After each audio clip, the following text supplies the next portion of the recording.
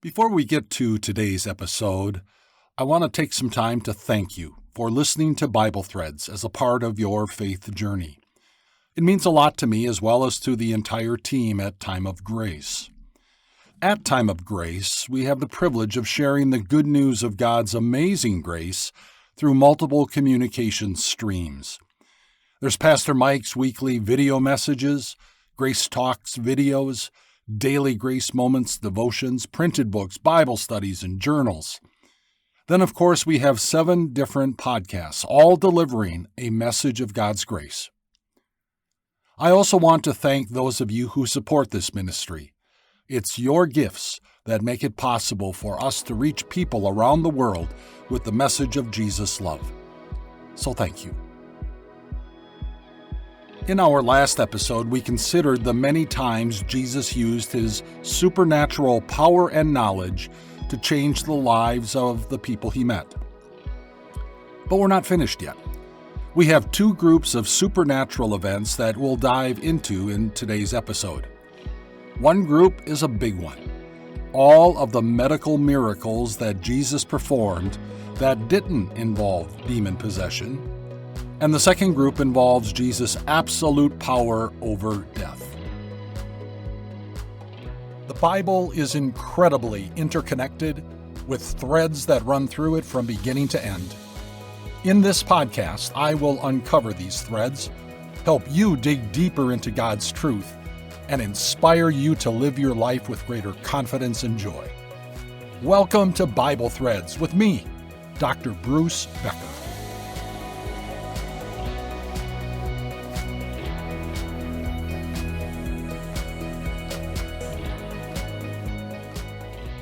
Guess what? In our last episode, when we were covering Jesus healing people with demon possession, I missed one, and it's an important one. Sometime between Jesus feeding the 5,000 and his feeding of the 4,000, Jesus headed to the region along the Mediterranean Sea, the region of Tyre and Sidon. A Canaanite woman, aka a non-Jew, came crying to Jesus, "Lord, Son of David, have mercy on me. My daughter is suffering terribly from demon possession." Initially, Jesus ignored her. When she kept crying out, Jesus' disciples asked him to send her away. Then Jesus said something interesting. He said, "I was only sent to the lost sheep of Israel." And when the woman came and knelt in front of Jesus, "It is not right to take the children's bread and toss it to their dogs." "Yes, Lord," she said, "but even the dogs eat the crumbs that fall from their master's table." Then Jesus answered, "Woman, you have great faith. Your request is granted." And her daughter was healed from that very hour. Okay, now I'm finally finished with Jesus' miracles of healing people with demon possession. At least I hope so. I'd like to begin today with talking a bit about Jesus' ministry. 3 questions that people ask. How old was Jesus when he began his ministry? When did his ministry begin? How long did his ministry last? The answer to the first question is actually stated in the Bible. It's found in Luke chapter 3, just before the genealogy that traces Jesus back not just to Adam at creation, but to the Creator, God himself. Luke 3:23 says, "Now Jesus himself was about 30 years old when he began his ministry." So why age 30? In the Bible, age 30 is mentioned as the age when a man had the authority to be a leader. Do you know how old Joseph was when he began to serve as a ruler in Pharaoh's Egypt? 30. Do you know how old David was when he became king of Judah? 30. And in order to serve in the temple, a Levite needed to have reached his 30th birthday. Now, although it isn't specifically mentioned in the Bible, Jewish tradition required one to be 30 years old to be recognized as a rabbi, an authoritative teacher. In each case, whether you were a rabbi, a priest, or a king, one needed to be at least 30 years of age. Interesting, isn't it, that Jesus was all 3, prophet, priest, and king. When Jesus began his ministry, can only be approximated by what we know from the Bible and from history. In Luke 3:1, we're told that John the Baptist began his ministry in the 15th year of Tiberius Caesar's reign. Tiberius became emperor in 14 AD. So the 15th year of his reign would be 28 or 29 AD. Jesus began his ministry shortly after John because he was 6 months younger than John. So 29 AD is likely when Jesus began his ministry.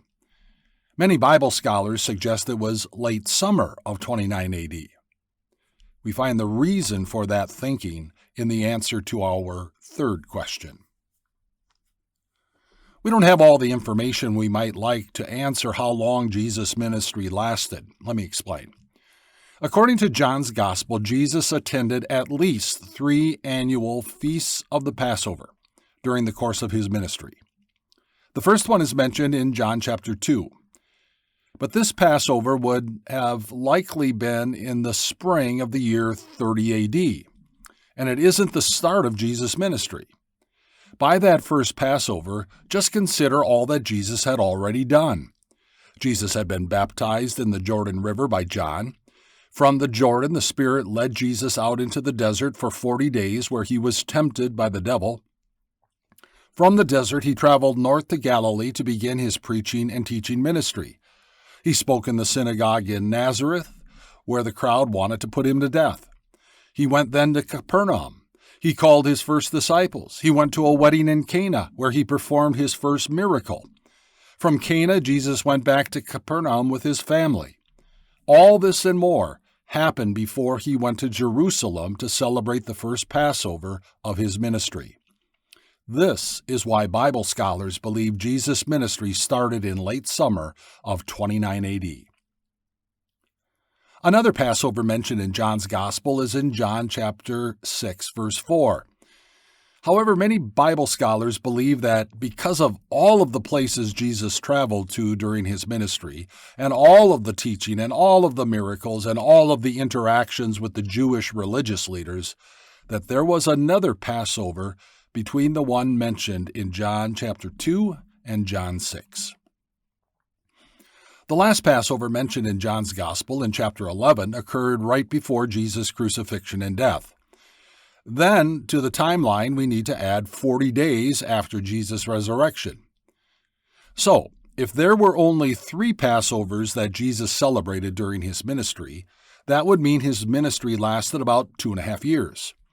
If there was another Passover between the first 2 mentioned in John's Gospel, then Jesus' ministry would have lasted about 3.5 years. For what it's worth, I favor the latter view, a 3+ year ministry. With that time frame in mind, let's look at this next big group of supernatural events in the ministry of Jesus, medical miracles. In John chapter 2, we learn that Jesus went to Jerusalem for his first Passover during his ministry. While in Jerusalem, Jesus went to the temple, and when he saw the money changers there, he drove them out. "How dare you turn my Father's house into a market?"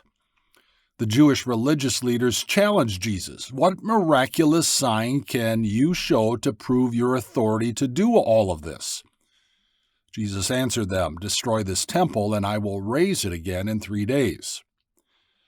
Now the Jews thought he was referring to Herod's temple that took 46 years to build, but Jesus was talking about his body, his life. The disciples would recall what Jesus said on this particular day after his resurrection. But isn't it interesting that the next thing we learn would be an answer to the religious leaders' question about a miraculous sign? It's a summary statement.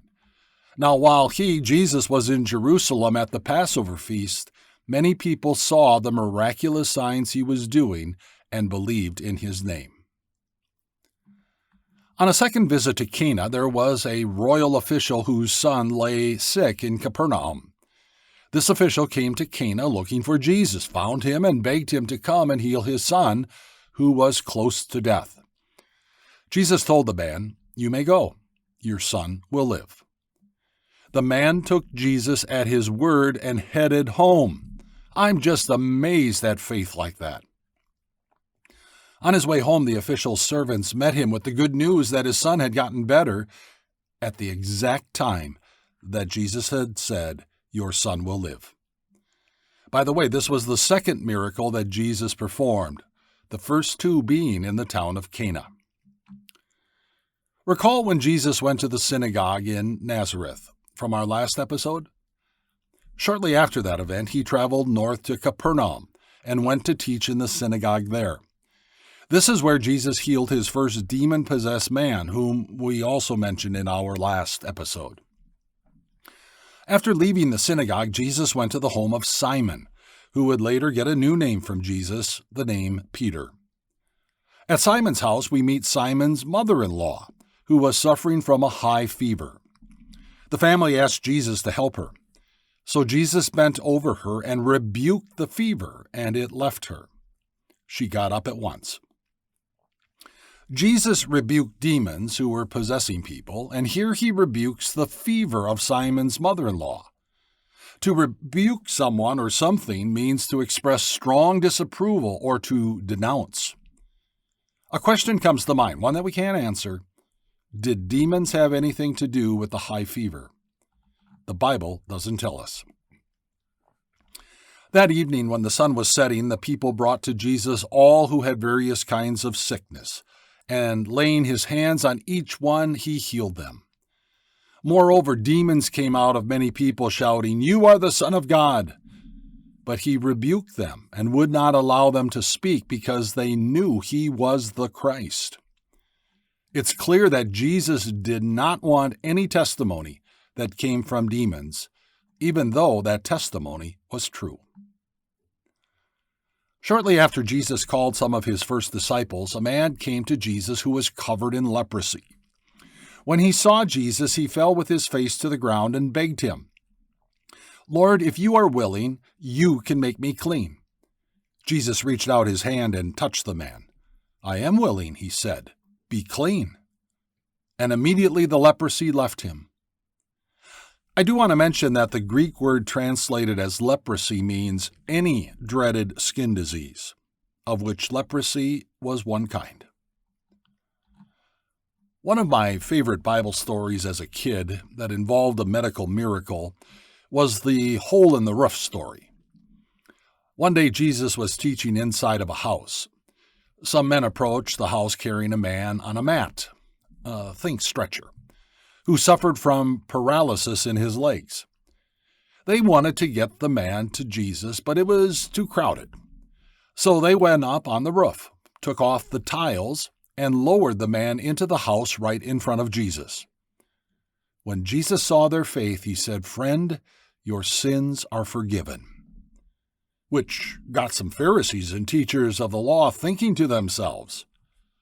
Jesus knew what they were thinking, so he asked them, "Why are you thinking these things in your hearts?"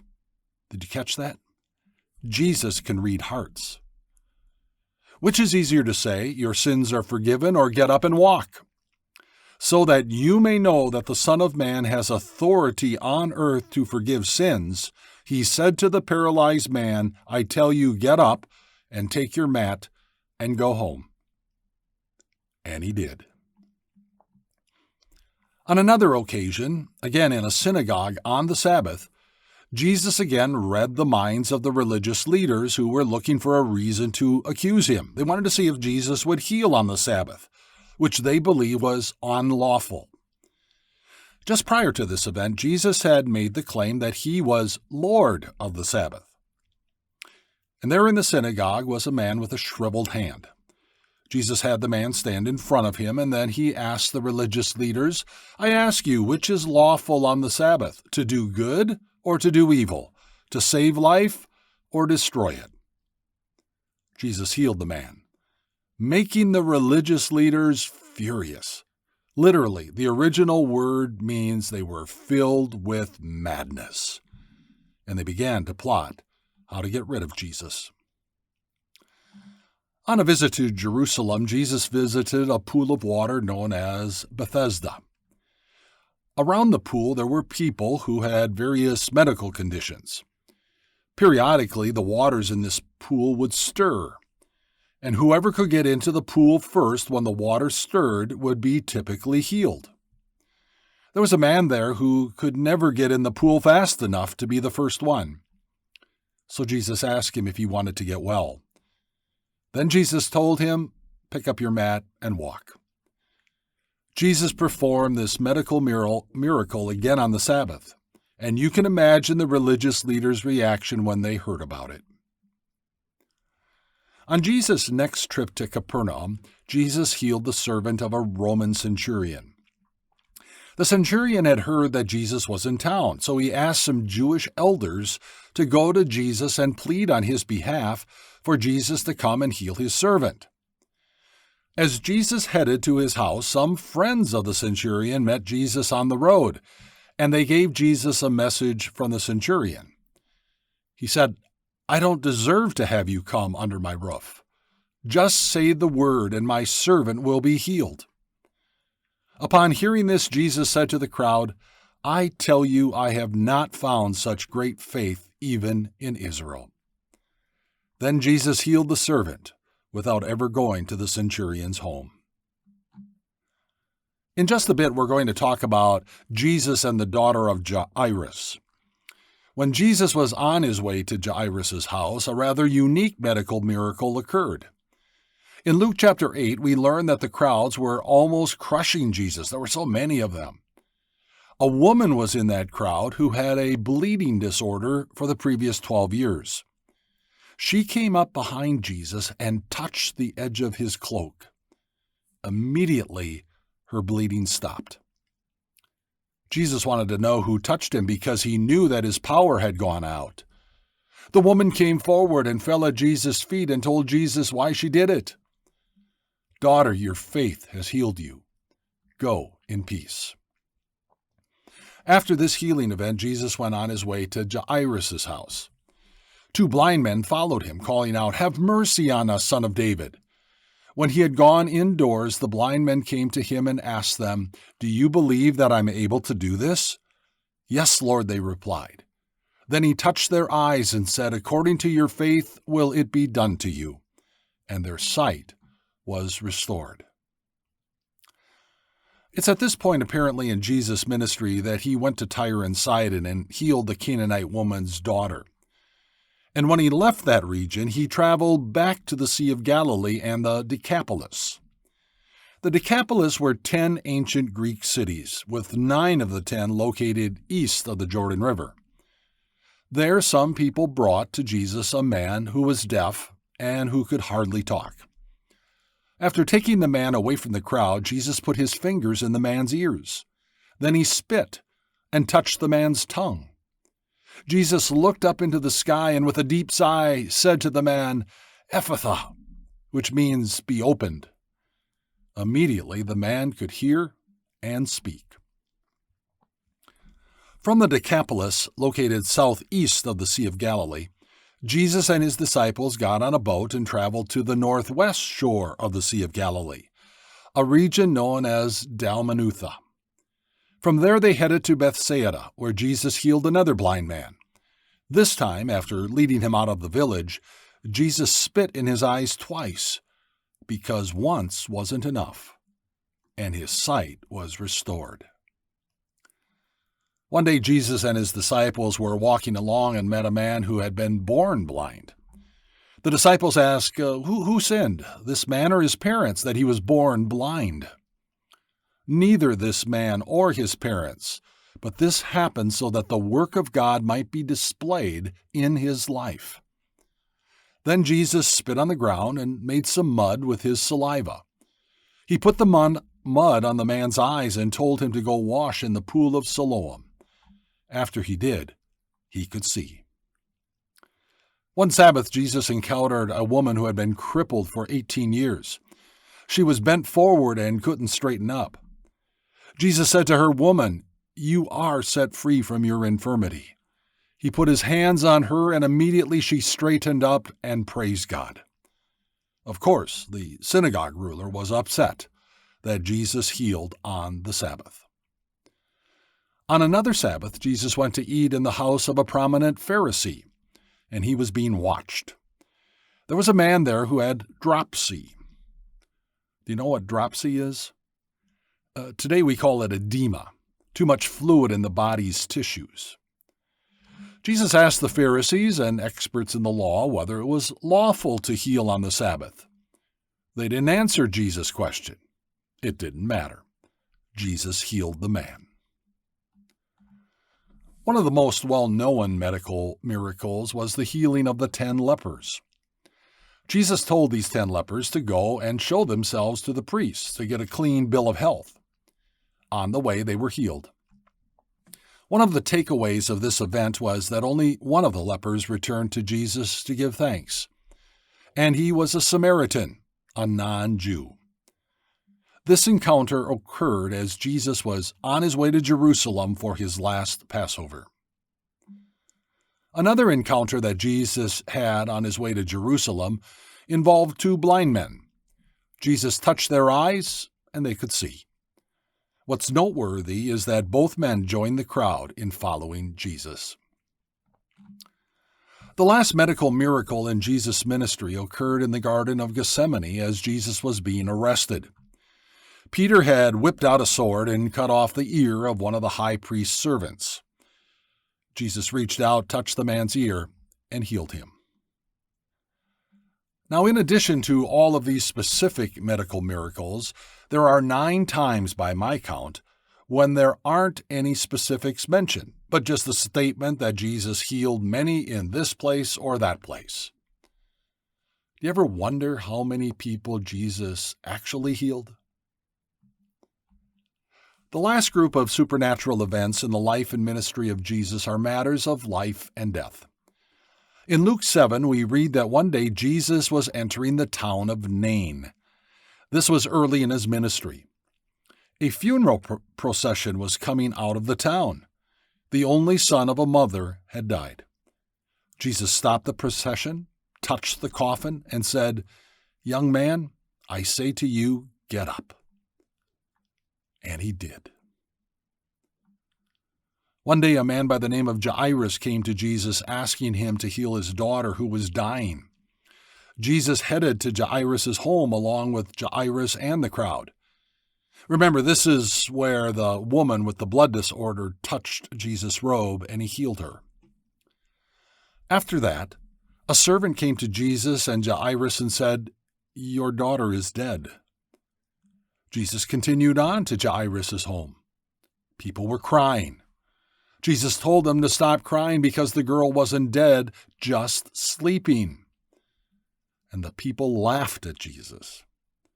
But they stopped laughing when Jesus took the girl's hand and said, "My child, get up." And she did. Only John's Gospel account records the events involving Lazarus, his sickness, and his death.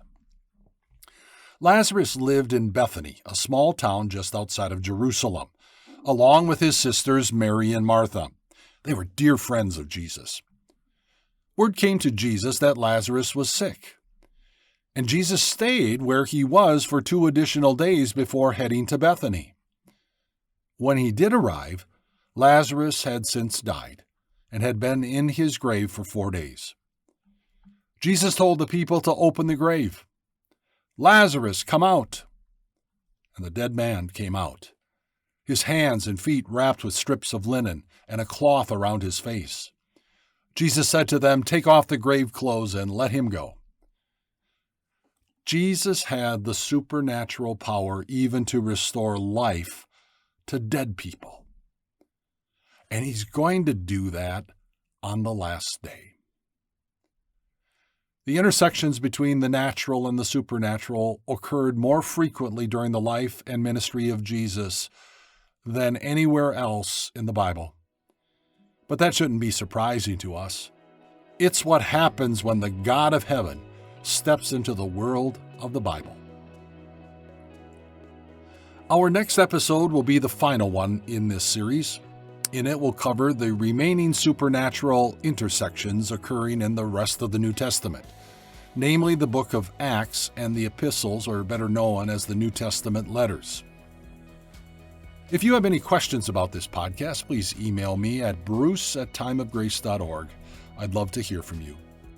And again, if you want to learn more about the life and ministry of Jesus, go to our Grace Talks videos at timeofgrace.org.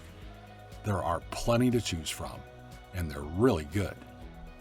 Thanks for listening, and God bless.